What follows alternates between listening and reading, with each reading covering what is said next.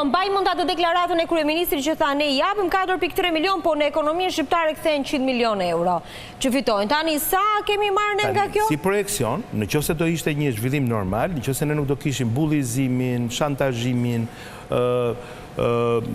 kërcënimet që janë thënë shkruare, bëre deri dhe njerëzit dhe shokun. Të mos shkosh, s'duhet shkosh, sepse po i shërben diktaturë, se po e deri në nivele sabotimi, minimi, do më thënë gjithçka. Pra deri nivele që unë arrita që të shikoja se si një strukturë që kishte bërë ndoshta 2.2 milion euro, sa që struktura, koncerti ka një strukturë, ai business plan ka një strukturë kostoje. Në strukturën e kostos ishte një stadium provizor, i cili montohej dhe çmontohej, i cili sipas komponentët vetë që merren me qerat sa në Rumani, sa në Greqi, sa në Turqi, sa në Bullgari, siç funksionon tregu i kësaj industrie, kushtonin rreth 2.2 milion euro. Jo, ajo kishte bërë 60 milion euro sipas një politikani që ka dalë në media dhe ka thënë një moment që ja japin 60 milion për këtë. Kjo mori dhën, bëhet virale, ripost, një muaj u morëm që nuk është 60 milion euro. Po të 100 milion euro shi sa kemi fituar nga këto? Ishte ideja, shteti po ndërton një stadium 60 milion euro për qefin e një këngëtari ashtu zi. Kupton, dhe shteti i ka tepër dhe i bën rushe kumblla për atë dhe ne po na i marrin nga spitalet dhe nga shkollat, edhe nga hallet tona. Jo, ai ishte një koncert, ai ishte një ngjarje ndërkombëtare globale që ai artist sot është në nivelin e top 5 në botë. Edhe pse Blendi mund t'i di vetëm 2 këngë, bota, statistikat, të gjitha të dhënat nga ana e showbizit e performances live, e shfaqjeve, të gjithë ekonomisë e eventeve, e vë sot në top 5 ndoshta është numri 2. Ne sta fituam.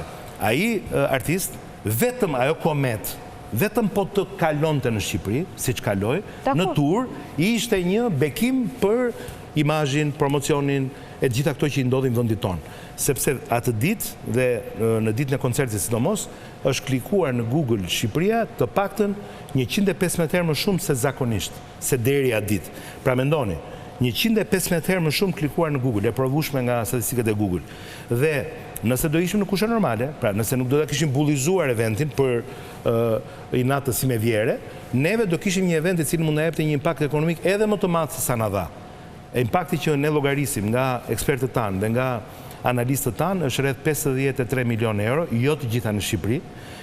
Direkte në Shqipëri janë rreth 35 milion euro, mund të jenë plus minus 35 milion euro. Është gjithë xhiro ekonomike direkte, e cila vjen dhe i paguhet subjekteve, strukturave, shërbimeve, konsumit që bëhet në Shqipëri. Dhe duke pasur të paktën mbi 23.000 huaj me biletat prera, e gjithë xhiroja e qëndrimit të tyre, ku po t'i vini re dhe ju e keni nxjerrë në disa prej intervistave dhe lajmeve tuaja, të gjithë ata që intervistoheshin thoni, kemi ardhur të hënën, të shtunën jemi këtu. Kemi ardhur për koncertin, do ikim në Ksamil. Kemi ardhur këtu, po kemi dhe 3 ditë, kemi qef të shohim dhe këtë dhe atë dhe këtë. Të gjitha kanë pasur një mesatare të lartë, nga 3 deri në 7 ditë, ndoshta mund të ketë qenë diku ke 5 ditët, dhe këto ditë, në këtë lloj themi grupi tifoje, ardashësi, amatori, të apasionuari, janë të matura sot në botë se sa paguen. Ata atje po t'i vije re edhe i yje gjithë. Do më thënë po t'i vije re klientela e koncertit, e atje eventi ishte një mrekulli. Ajo mrekullia atje harxhon kur vjen. Nuk flë në nura dhe nuk vjen që të mos haj bukë. Dhe që të se në ka zënë tani frika dhe të përmendim termin suflaqe sepse identifikohet me aspektin pejorativ të patronazhit edhe të servilit qeverisë. Ata nuk vinë për këtë gjë. Ata vinë dhe ata do rekomandojnë efekti afatgjato shumë i madh, efekti promocionit shumë i madh. Unë dëgjoj intervistat e tyre. I shkonte një goca për çuni, thoshte, po ju e dini që qeveria ka dhënë 4.2 milion euro dhe ja ka marrë spitaleve, ju e dini që ata i thoni po e dim, dhe nëse e ka bërë, shumë prej tyre e kanë postuar dhe unë vetë, nëse e ka bërë mbase, sepse ne sjellim ekonomi. Se ne jemi kaq shumë që vim dhe nga taksat tona, ju do merrni më shumë se ç'keni dhënë për të koncert. Nuk e dim që kanë dhënë, thoshin ata, se nuk e prisnin. Po me Jennifer Lopez çfarë u bë? Nuk e prisnin që neve nuk do i jepnim ato para, në rast se nuk do të ishte situata që shkaktoi padrejtisht protesta. Tani unë nuk do bëhemi keq, ta them troç, që kjo s'është fatura as e Kanye West dhe as, si themi, dëshira e Blend Gonxhës. Ishte domosdoshmëri, dhe prandaj u bën atë mënyrë dhe në atë, themi, formë ligjore, ishte domosdoshmëri që të garantojë një event i cili nëse nuk garantojë do na krijonte një dëm ekonomik, financiar dhe direkt në të ardhurar në arkën e shtetit shumë më të madh se sa ato para që ne do jepnim. Tani sa ta shpjegosh këtë sot ti tek një turm e cila të ka vënë përpara dhe thotë Hajdut, more 4,2 milion euro, i qove për koncertin e ati që do të bëj ty fresk në një moment që unë jam në protest, dhe ti s'ke kohë t'i thuash dhe nuk shpjegosh do t'i thuash që ky eventi është nërmarrë dhe përgjegjësia për eventin është nërmarrë në shkurt, po letrat e intentit janë bërë në mars, po promotorët kanë paguar paradhënien muaj përpara se sa të ekzistonte protesta. Dhe shtetet janë serioze, Blendi duhet marrë dhe vendime të cilat nuk janë popullore. Unë jam atje për të marrë dhe vendime që nuk i pëlqejnë gjithëve. Sepse prandaj jam ministër, se nuk jam ministër për të marrë vendime të bukura.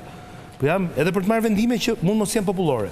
Vendimi që duhet marrë, që t'i kërkoja qeverisë mbështetje për këtë event, erdhi i domosdoshëm për shkak situatës protestave.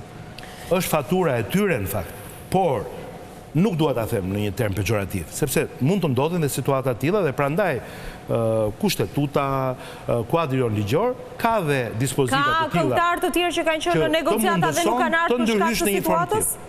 Ka këngëtarë të tjerë që kanë qenë në diskutime e negociata për të ardhur dhe nuk kanë ardhur? Po ne jemi gjithmonë punë. Agjencia Kombëtare e Turizmit është duke u reformuar. Zana Çela që shkëputet tashmë ka bërë një punë shumë mirë dhe ka lënë një bagazh shumë mirë në AKT. AKT-ja do të reformohet dhe do të jetë një agjenci e cila nuk do merret vetëm me promovimin, por do merret edhe me iniciativën e zhvillimit të shumë eventeve dhe në trajt vetë financimi.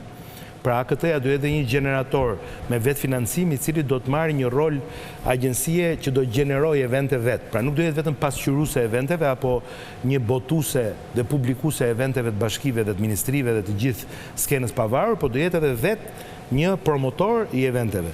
Një shembull tillë ka Gjeorgjia dhe në Tbilisi për shembull koncerti i Kanye West u mor përsipër i gjithë nga Agjencia e tyre Kombëtare e Turizmit që kanë një program që e kanë... Aty e falenderoj kryeministrin? Jo, nuk e di këtë, nuk e kam parë. Edhe një herë, duhet të shikojmë kontekstin. Pra,